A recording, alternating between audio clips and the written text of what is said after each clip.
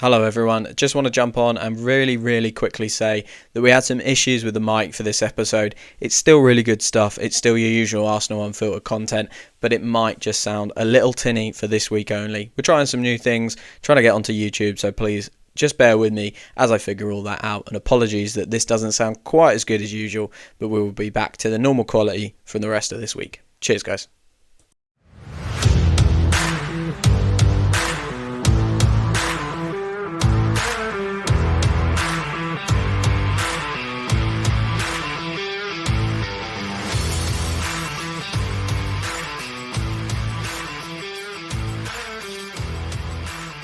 Why do Arsenal want to sign Noni Madueke? That's the question I am going to be answering in today's episode of Arsenal Unfiltered. Yes, hello and welcome back to Arsenal Unfiltered, your 3 times a week dose of Arsenal coverage. With me, your host, Mark. If you've grown tired of the mainstream media coverage of Arsenal, you are in the right place. This is a different kind of coverage of Arsenal by fans, by people who know the club, and it is unfiltered from media bias. This is my first kind of recording since the devastating news of Diogo Jota and his brother passing away in Spain. So I just want to kick off and say my thoughts and prayers go out to everyone affected by that, including his poor wife, who they literally just married a few days before he passed. Very sad circumstances there, and the whole Jota family and Liverpool fans in general. We were rivals last year, but when stuff like this happens, it is so clear how quickly the football community comes together. And I just know if that was one of our players, I'd be absolutely devastated. My heart goes out to anyone affected by that, all Liverpool fans, all of Diogo Jota's family. Of course, they're not listening to this, but just something I wanted to say before we answer the question, why are Arsenal trying to sign Noni Madueke? Now, it seems like this is really quite far along all of a sudden. And we are aware that Noni Madueke has agreed personal terms with Arsenal. There is still the fee negotiation to go. So we think there's a rumour, that there is a rumour of around 50 million quid for Noni Madueke. That is apparently what Chelsea will want. Arsenal have been driving some quite hard bargains all summer long, though. We know that the Victor Gyökeres deal, they've been driving a hard bargain on that, and the Sporting president's not been happy about that. We know that they haven't really budged to Leipzig's demands on Benjamin Sesko. We know with people like Christian Mosquera, bids have gone in that are quite below the other club's valuation. So Arsenal are driving hard bargains. So I would not be surprised to see that come in slightly south of the 50 million figure that's being quoted as what Chelsea wanted. They paid around £30 million for him back a couple of seasons ago when they signed him from PSV. So they want to make a profit. Arsenal don't want to spend a huge amount. It is pretty clear. But we do know that there is absolute concrete interest and personal terms have been agreed. So why do Arsenal want this guy? I think there's a lot of reasons to like this player, but ultimately there are some quite strange things about this transfer that I will come on to in a little while, which I'm not quite sure I get. But let's start with the positives for Noni Madueke. 7 goals, 3 assists last season. He is a shot monster. This guy gets shots away all the time. And if you watched Arsenal last season, you know that there was a real frustration amongst the crowd in the Emirates Stadium around why don't we get our shots off quicker? Why aren't we giving kind of earlier strikes? Why aren't we taking more of a chance from the edge of the area? Well, Noni Madueke absolutely gets his shots off, and I think he is an absolutely brilliant player when it comes to that action, the final action in the penalty area, and when it comes to scoring goals, he does a very good job. You could argue that for the number of shots that he has, he should score more goals, but for me, a player that is still young, still developing, he's very like Ethan Nwaneri in that sense, where he has that kind of singular mindset. You watch him play. I've watched some of his clips today and just done some research on him. You watch him play, he's very driven to get to the goal. He wants to drive at the goal and kind of has a very singular mindset, and Arsenal need a little bit more of that. I've always thought we have really elite creators in our team. We have Bukayo Saka, an elite creator. We have Martin Odegaard, another elite creator. We don't have many elite finishers, and I think Noni Madueke is not yet an elite finisher, but might be on his way to doing it, and he certainly takes enough shots. 93rd percentile for shots per 90 in the Big Five leagues over the last 365 days, and 94th for non-penalty XG, mainly because he does get so many shots off. So that really he racks up a lot of XG from how he takes shots away. So really important to remember that this guy does solve a little bit of a problem for Arsenal. Arsenal were shot shy, I guess is a good way of putting it. We had the fifth most shots in the Premier League last season, less than Bournemouth.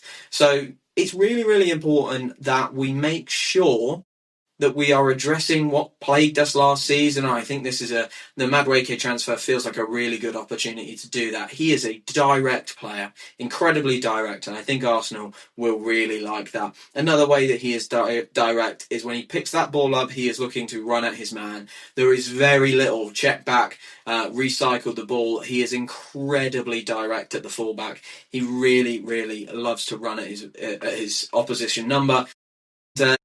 He is in the 99th percentile across Europe's Big Five leagues in the last 365 days for carries into the penalty area. That is an incredible stat to be that high up on. He is right at the very best of that, and he will drive at people. He will drive at people. Very interestingly, for someone who does that many runs into the penalty area, he's also 99th percentile for progressive carries, by the way.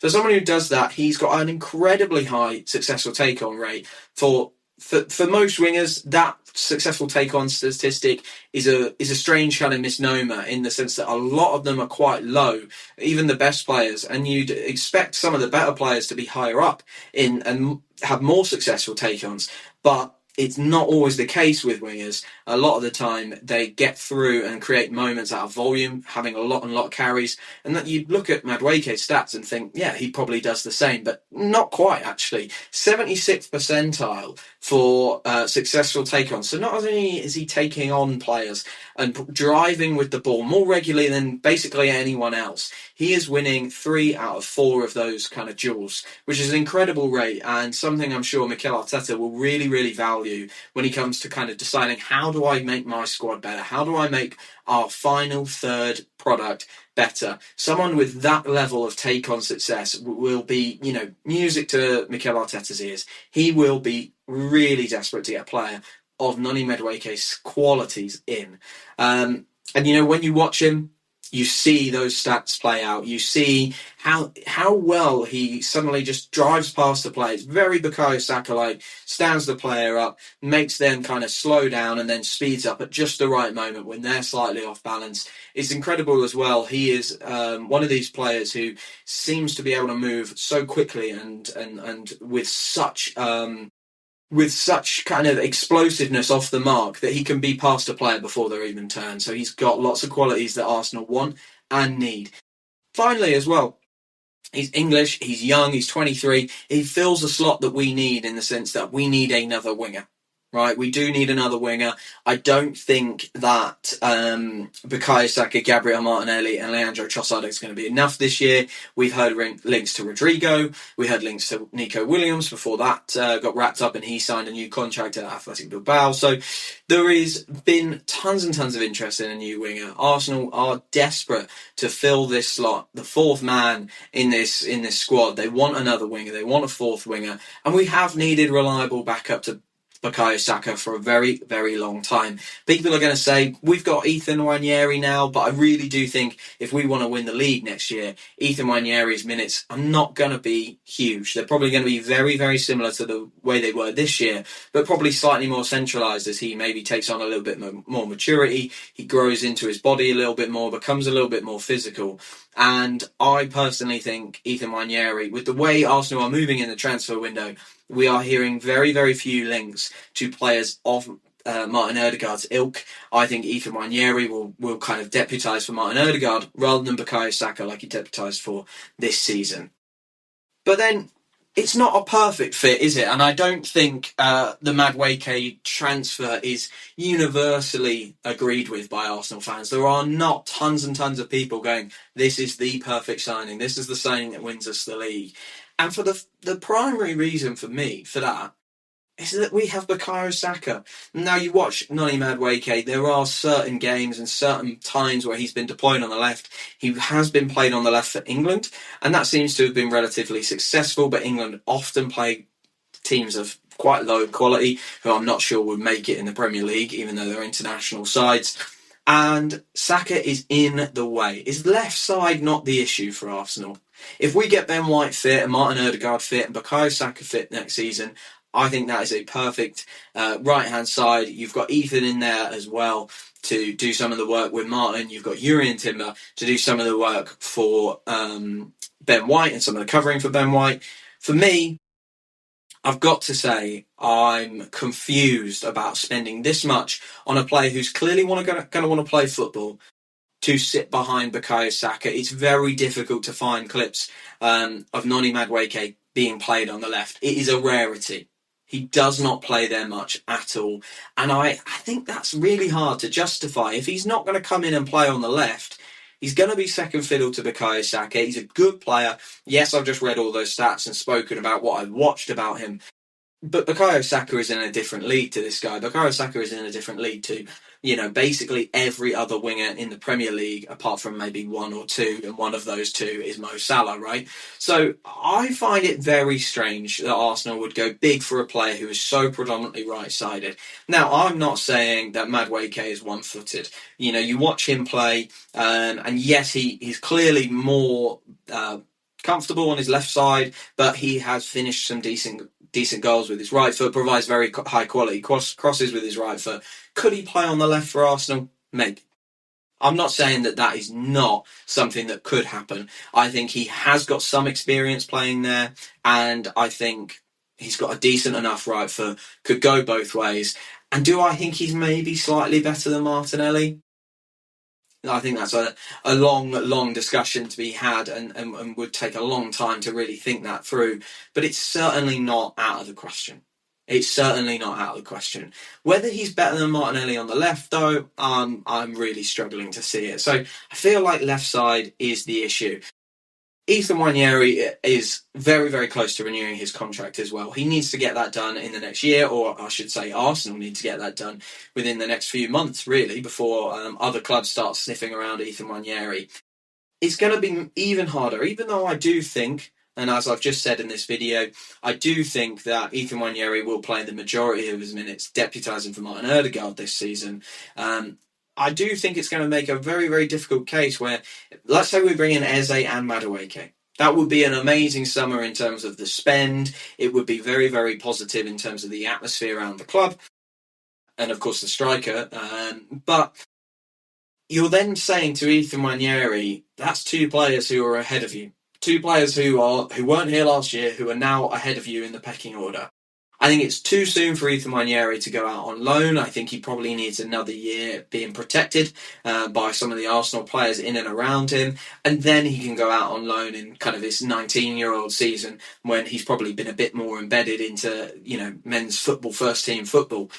I think bringing in Madueke, that is going to send a signal to Ethan Nwaneri and his camp and say, look, that's some minutes gone. And suddenly that contract negotiation becomes a little bit harder. I don't think it's the be-all and end-all. I'm not saying if we sign Noni Madueke, Ethan Nwaneri will be done at Arsenal. He will go somewhere else. I really don't think that. I think he will follow his mate Miles Lewis-Skelly and he will make the right decision and stay at Arsenal. I 100% believe that. But I do think it makes it slightly harder for Arsenal to get that done. And if you were going to put any doubt in my mind about what Arsenal need to offer Ethan Nwaneri to get this done, it would be minutes. I don't think we're going to have an issue with money. I don't think we're going to have an issue with any of the touches around the contract. Arsenal are going to be absolutely fine doing that. And he's going to know that this is an environment for him that can offer so much. But minutes are going to be the important thing. And if we can't offer him minutes because we've brought in Madueke, we've brought in Eze, and they're blocking his path to some minutes, we're going to have to offer him something different. And of course, the big issue with this transfer that a lot of Arsenal fans are talking about is this is another signing from Chelsea. We absolutely love them. We've had our kind of annual one in Kepa this year. Kai Havertz, Jorginho, Raheem Sterling, Willian, David Luiz, Petr Cech. The list goes on. They are definitely not all hits. I think Kai Havertz has been brilliant. I think Jorginho was pretty good. The rest of them, it's tough to make an argument that they were barnstorm successes. You know, you could say that David Luiz had his moments and helped us towards the FA Cup. You could even say that Petr Cech at times did a good enough job. He just, couldn't play out with his feet, really. That was his main issue. You can't really make an argument for Willian and Raheem Sterling working. So I think Arsenal fans are kind of scarred by signing players from Chelsea. And this is another one that we seem to be looking at. Now, for me, this isn't really an argument. If there is a good player out there, it doesn't matter what club they come from. Sol Campbell came from Tottenham and he became an Arsenal legend, and no one really thinks of him as a Tottenham guy anymore. No one, if Kai Havertz goes on and wins the Premier League with us this season and he scores 15, 20 goals, people remember his contributions to the Premier League at Arsenal, not at Chelsea, in my opinion. Where he comes from, I'm not sure I'm too bothered about it. I don't think it looks great for the club that they're constantly going to Chelsea and saying, we'll have them, we'll have them, we'll have them. And I think it is a little bit frustrating when you see what Chelsea are doing in the kind of financial sphere of football, selling hotels to themselves, selling their women's team, that we would go in with maybe 45 million quid and help them out with that process. I find that quite frustrating. However, I don't think that that's a good argument to not sign a good player. So, in summary, Noni Madueke, he's a shot monster. He is a fantastic dribbler. He is the right kind of profile that Arsenal need, but just on the wrong side of the pitch. Could he make it on the left-hand side? Could he usurp Martinelli and Trossard on the left-hand side and become our left winger? Or will he just be back up to Bukayo Saka? We don't know. All that we do know is personal terms are agreed and the clubs are negotiating on a fee. For me, this is a very strange transfer. I think he's an exceptionally good player who could be really, really good at Arsenal. I just don't know if the role makes sense for him, but clearly Mikel Arteta has sold him on something, some dream, some sort of reality that he might be able to bring together should Arsenal get a fee agreed with Chelsea. So do I think this is the right transfer for Noni Madueke? Not gut feeling, but Mikel Arteta has managed to convince him. Do I think this is the right signing for Arsenal? Again, not gut feeling, but I'm inclined to trust Mikel Arteta and the board because they've got so much right over such a long period of time. Just quickly before I go, Victor Gyökeres, that deal looks like it's advancing as well. Apparently, full personal terms have been agreed with Victor Gyökeres. So could we see Noni Madueke join up with Victor Gyökeres at Arsenal next year? One player that we do know will be joining Arsenal next year, has joined Arsenal this year, Martin Zubimendi. He was confirmed today. So the Arsenal squad is starting to take shape. We are still waiting on bids and announcements for Christian Norgard and Christian Mosquera. We are still waiting to see if a bid materialises for Rodrigo or Eze. And I think we are getting much, much closer with Madueke and Victor Gyökeres. So it's all very, very exciting. I think Arsenal are going to score a lot of goals next year. Their problem might be bedding in this much change. There is so much change going on at Arsenal. We're focusing on the players, but there's changes at technical director level. We've got changes in the coaching staff. Gabriel Heinze coming in. Carlos Cuesta going out. He's got a job at Parma now. So there's tons and tons of change going on, and Arsenal will need to be ready to manage that next year. This video was all about why do Arsenal want to sign Noni Madueke. I do these videos once a week, but they are part of a 3 times a week podcast called Arsenal Unfiltered. You will find all the other episodes on any kind of podcast platform that you want to find them on. If you like listening on Spotify, if you like listening on Apple Podcasts, they're all there for you. Go and subscribe. If you like YouTube and want to consume on YouTube, like and subscribe here. If you want to listen to the podcast, go and follow Arsenal Unfiltered wherever you get your podcast from. And if you're feeling generous, leave a 5-star review on the podcast platforms or a comment on YouTube. It really, really helps. For now, all that's left to say is thank you for following. Thank you for listening. I'll speak to you very, very soon.